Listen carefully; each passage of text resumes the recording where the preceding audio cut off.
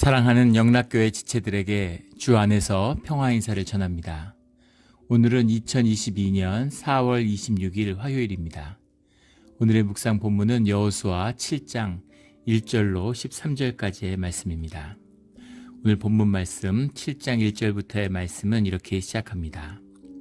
이스라엘 자손들이 온전히 바친 물건으로 말미암아 범죄하였으니 이는 유다 지파 세라의 증손 삽디의 손자 갈미의 아들 아간이 온전히 바친 물건을 가졌음이라. 여호와께서 이스라엘 자손들에게 진노하시니라.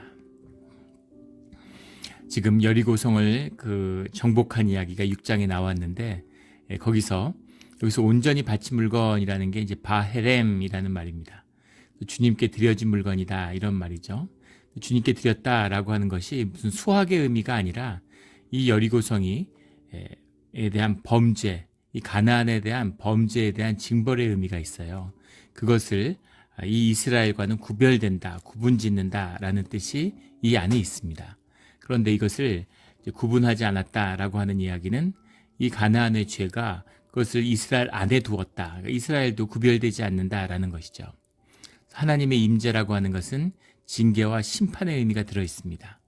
물론 구원과 은혜의 의미도 들어 있죠. 그런데 그것이 구별되어야 되는데 그 구별의 의미가 깨졌다라는 뜻이 들어있는 거죠. 또 중요한 것은 그 주님과 함께 하겠다고 하는, 주님과 함께 하기를 원하는 주님과 맺은 언약이었다는 겁니다. 근데 그 언약을 깨고 저버렸다라는 의미가 들어있죠. 거기서 한 발 더 나아가서 주님은 무소부지하시고 전지전능하신 분인데 주님이 말씀하시고 주님과 맺은 언약을 속였다는 것은 주님을 언약을 어겼다는 것은 주님을 속이려고 했다라는 뜻도 들어있는 것이죠. 주님이 아주 진노하신 거예요. 그런데 이것을 범죄하였다 이렇게 말씀하고 계시는 겁니다.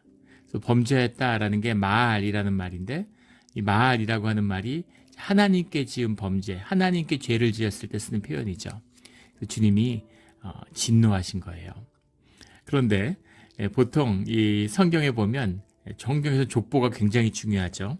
또 족보뿐 아니라 족보를 몇 대에 걸쳐서 소개하고 있느냐라는 것이 이제 가장 중요합니다. 예수님을 14대에 걸쳐 설명하고 있죠. 이것처럼 주님의 언약의 백성이다라는 것을 보여주는 표상이 이 족보예요. 그런데 그 족보를 지금 아간이 한 개인이 지은 죄인데 이 개인에 대해서 그것을 세라의 증손 삽디의 손자 갈미의 아들 이렇게 5대에 걸쳐서 표현하고 있다는 거죠. 4대인가요? 예.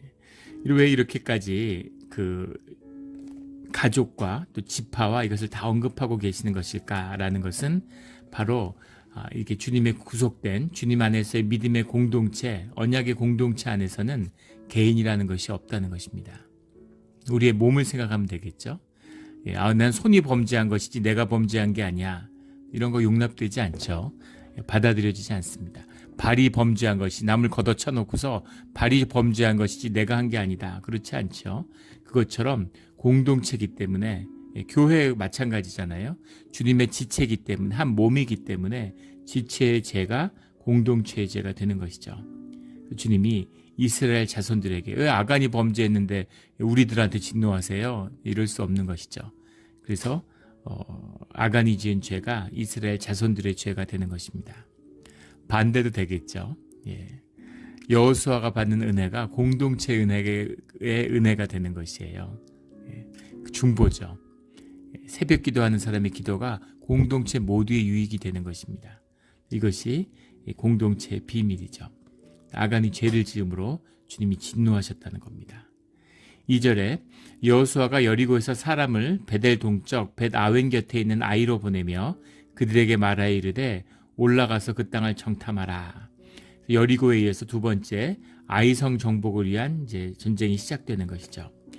베델 동쪽 벳 아웬 이런 것은 다 후대에 붙여진 이름입니다. 베델은 하나님의 집 이런 뜻인데 이스라엘 역사에서 굉장히 중요한 그런 지역이죠. 베델 동쪽 벳 아웬도 그건 더 후대에 지어진 이름입니다. 베델이 여로보암 때 바알 숭배의 중심이 되었죠. 여호수아 섬김의 중심이 되었던, 경배의 중심이 되었던 도시가 타락해서 바알 숭배, 우상 숭배의 중심 도시가 돼요. 그래서 그 베델을 경멸하는 의미에서 벳아웬, 사악한 집이다, 이런 이름을 붙인 것입니다. 그러니까 이 여호수아서가 훨씬 후대에 쓰여졌다는 것을 이제 알 수 있죠. 베델과 벳아웬 곁에 있는 아이로 보내며, 이 아이라고 하는 것은 이제 산악지대에 있는 곳이라고 해요. 지금 보면 뭐 유적이 발굴도 되고 그랬죠. 그 해발 한 800m 되는 그런 지역에 있는 그런 산악 지역의 성입니다. 거길 정탐하기 위해서 사람들을 보내는 거죠. 3절에 여호수아께 그 정탐꾼들이 돌아와서 뭐라고 얘기하냐면, 백성을 다 올라가게 하지 말고 2-3천 명만 올라가서 아이를 치게 하소서. 그들은 소수이니 모든 백성을 그리로 보내어 수고롭게 하지 마소서. 이렇게 얘기하는 거죠. 여리고도 큰 성은 아니었어요. 아이는 8장 25절에 가면 한 12,000명 되는 도시다. 지금 12,000명 하면 아무것도 아니지만 이 시대의 12,000명은 지금하고는 다른 의미죠. 훨씬 인구가 적던 시절이니까 그래도 상당히 큰 도시라는 걸 알 수 있습니다. 거기다 성을 둘러싸고 있는 요새 도시예요. 요새 도시가 12,000이라는 것은 적지 않은 규모죠. 여리고성은 한 35,000 정도 되는 도시였는데, 그 도시를 이기고 나니까 이제 아이성의 12,000은 이제 아무것도 아닌 것이죠. 그래서 이미 이 모습 속에서도 이 이스라엘 전체의 영적 상태가 좋지 않다는 것을 이제 보여주고 있는 겁니다. 그래서 아간의 범죄가 괜히 일어난 게 아니라, 사람들은 다 영적이고 사람들은 다 성결한데 아간 한 명이 영이 타락하고 한 명이 나빠서 그런 짓을 하지 않죠. 가족 가운데 형제가 불화하는 것은 가족의 화합이 무너졌다는 뜻입니다. 문제가 있는 거예요.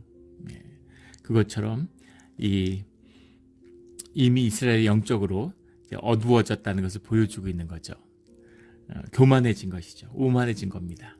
계속 이겼죠. 출애굽한 이후로 져본 적이 없어요.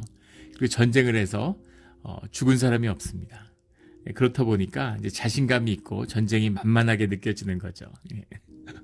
주님이 성을 무너뜨려 주시는데, 성을 공성을 한다는 게 보통 어려운 일이 아닙니다. 대포도 무연대포, 19세기가 될 때까지 이 성을 공략한다는 것은 정말 어려운 일이었어요. 사실상 어려운 일입니다. 그런데 이제 쉽게 생각하는 거죠. 그래서 그들은 소수니까 많이 올라가지 말고 한 3,000 명만 올라가면 충분하겠는데요, 이렇게 얘기하는 겁니다. 12,000이면 적어도 싸울 수 있는 장정이 한 3-4천은 된다는 얘기죠. 그리고 주변에 베델과 벳아웬이 있어요. 베델과 동쪽 베델에 있는 지역에 성들이 있기 때문에 이들은 한 민족이죠. 그래서 함께 연결될 수 있습니다. 그런데 공성에는 동서고금의 원칙이 있죠. 공격하는 숫자는 수비하는 숫자보다 5배는 돼야 된다는 겁니다. 최소한 미니멈 3배는 돼야지, 그렇지 않으면 공성이 안 된다라는 것이 이런 병법의 이제 원칙이죠. 그런데 상대방이 한 3-4천 나오는데 우리는 한 2-3천만 나가도 이길 것 같은데요, 이렇게 얘기하는 겁니다. 여리고를 이기고 나니까 자신감 충만한 거. 아멜렉하고 이기고 나니까 이제 아주 교만하고 내가 이긴 것처럼, 주님이 이겨주셨는데 내가 칼 들고 싸웠으니까 내가 이긴 것으로 착각하고 있는 이스라엘의 모습을 보여주고 있는 겁니다. 4절에 백성 중 3,000명쯤 그리로 올라갔다가 아이 사람 앞에서 도망하니, 무너진 거죠.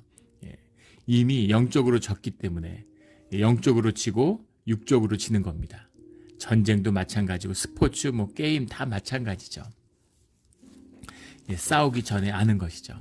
싸우기 전에 이미 영이 꺾였기 때문에 붙자마자 대패해서 물러났어요. 그들이 영적으로 무너져고 정신적으로 패배했다는 것을 보여주는 중요한 증거가 5절에 나오는 아이 사람이 그들을 36명쯤 쳐 죽이고 성문 앞에서부터 스바림까지 쫓아가 내려가는 비탈에 쳤으므로 백성이 마음이 녹아 물같이 된지라. 2-3천 명이 갔는데 36명이 죽었습니다. 어떻게 보면 아무것도 아닐 수도 있죠. 전쟁인데.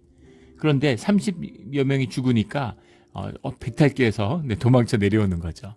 상대방은 비탈길에서 뛰어 내려오고 있고 나는 비탈길 위로 올라가고 있어요. 그러니까 기본적으로 싸움이 힘든 싸움입니다. 그런데 거기서 비탈길을 등을 보이고 도망치고 상대방을 쫓아온다. 그러니까 얼마나 죽기 살기로 내뺀 것이죠. 36명쯤 죽었는데 2,000명인데 30여 명 죽었다고 도망을 쳐? 그런데 그게 아니라 사람이 죽는 걸 처음 본 거죠. 출애굽해서 싸워서 사람이 죽는 걸 처음 보니까 혼비백산한 겁니다. 더 두려웠던 것은 주님이 함께해 주시지 않네? 주님이 싸워주시지 않네? 하는 걸 느끼니까 이거 이러면 안 되는데? 이러면 우리가 다 죽겠는데? 이런 두려움에 사로잡혀서 두려움의 무릎을 꿇은 것이죠. 우리 여러 번 예화로 나눴지만 조선시대 우리 한국 역사에서 가장 수치스러운 역사 기록 중에 하나인 병자호란 때 창녕전투 같은 4만 명의 군대가 300명의 만주족의 기병대에게 무너졌어요. 사실 만주족한테 무너진 게 아니라 두려움한테 무너진 거죠.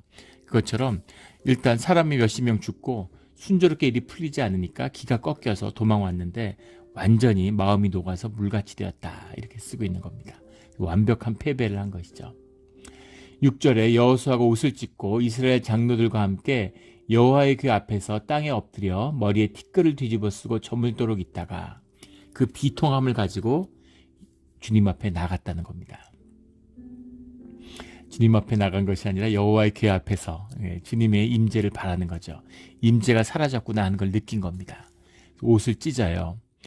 이 원피스, 통 원피스 같은 된 겉옷을 입고 있으니까 옷깃을 위에서부터 잡고 아래로 당기면 옷이 찢어지게 돼 있죠.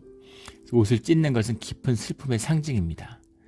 머리를 자르기도 하고 가슴을 치기도 하고 죄를 뒤집어 쓰고 이런 것들이 이제 슬픔을 표현하는 방식이죠. 근데 뒤에 가면 이게 너무 의례화돼서 요엘서 같은 데 가면 마음의 통곡, 마음의 비통함을 더 중시하는 의례적인 행위로 옷을 막 찢으니까 종교적으로. 근데 이때 여호수아가 옷을 찢는 건 정말 비통함이죠. 비통함으로 주님 앞에 나가서 주님 어떻게 이런 일이 있을 수가 있습니까? 라는 그 비통함 앞에 주님 앞에 나가는 겁니다. 그래도 아직 희망이 있는 거죠. 30여 명이 죽었지만 주님의 임재와 주님과 함께하는 것에 문제가 있구나라는 것을 느끼고 있는 거예요. 영적 감수성이 아직 죽지 않은 거죠. 그래서 아직 기회가 있는 겁니다. 주님 앞에 나아가고 주님께 그 이유를 구했다라고 하는 것은 그래도 의미가 있고 여호수아는 깨어있다라고 하는 거죠. 이런 일들이 계속 일어나고 있는데 이것을 감지하지 못하면 영적으로 예민해져야 됩니다. 작은 사인 속에서 일어나는 무의식의 일들, 영의 일들을 캐치할 수 있어야죠. 근데 그것을 쌓이고 쌓여서 이제 눈에 보이는 것이 무너지게 내리기 시작할 때는 이미 늦은 것입니다. 늘 삶에 어려운 문제가, 작은 문제가 있을 때마다 주님 앞에 돌이키고 주님 안에서 그 원인을 찾는 그런 우리의 신앙이 되기를 주의 이름으로 축원합니다. 7절에 이르되 슬프도소이다. 주 여호와여 어찌하여 이 백성을 인도하여 요단을 건너게 하시고 우리를 아모리 사람의 손에 넘겨 멸망시키려 하셨나이까. 우리는 요단 저쪽을 만족하게 여겨 거주하였다면 좋을 뻔하였나이다. 이건 이스라엘이 늘 하는 주님 앞에 드리는 원망이 아니죠. 이것은 지도자로서 주님 앞에 나가서 마치 이 야곱이 했던 것 같은 영적인 씨름이다, 이렇게 볼 수 있겠습니다. 주님 앞에 나가서 이 문제를 해결해야 되는 거죠. 마음에 애통하고 원통하는 마음을 주님 앞에 호소하는 거예요. 근데 왜 여호수아는 이렇게 이야기했을까? 지금 이유를 모르죠. 그리고 주님, 우리가 뭘 잘못했습니까? 라고 주님 앞에 따져보는 거죠. 지금 아간의 범죄를 알았다면 앞에 나와서 이렇게 나오지 않았겠죠. 근데 주님, 우리가 뭘 잘못했습니까? 주님, 왜 그러십니까? 라고 하는 그런 마음, 그런 정직함으로 주님 앞에 영적 씨름을 거는 거예요. 8절에 주 이스라엘이 그 원수들 앞에서 돌아섰으니 내가 무슨 말을 하오리까? 주님의 이름이고 주님의 군대가 원수들 앞에서 무너졌는데 도대체 무슨 말을 할 수 있습니까, 주님? 주님의 뜻이 뭡니까? 이렇게 여쭤보고 있는 거죠. 9절에 가나안 사람과 이 땅의 모든 사람들이 듣고 우리들을 둘러싸고 우리 이름을 세상에서 끊으리니 주의 크신 이름을 위하여 어떻게 하시려 하나이까?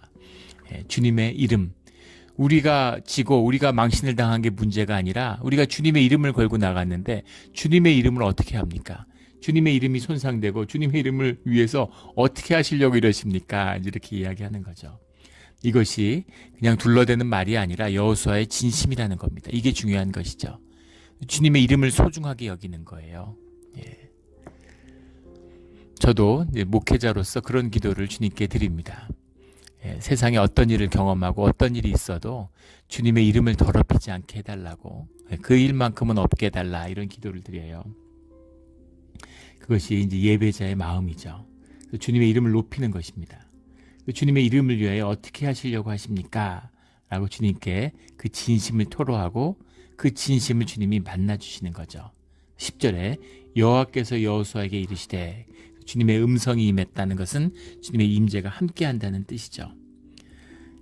그래서 주님의 말씀이 다시 임해요. 그럼 이제 회복이 된 것이죠. 일어나라, 어찌하여 이렇게 엎드렸느냐. 어찌하여 이렇게 엎드렸느냐라는 거, 엎드린 이유를 모른다라는 뜻이 아니죠. 그게 아니라 일어나라, 담대해라, 이런 말씀인 겁니다. 여호수아가 너의 지도자로서의 역할, 그 역할을 기억해라 라는 겁니다. 이 의미죠. 주님의 사랑하고 주님이 우리와 함께 하신다고 하는 의미를 깊이 생각해 봐야 돼요.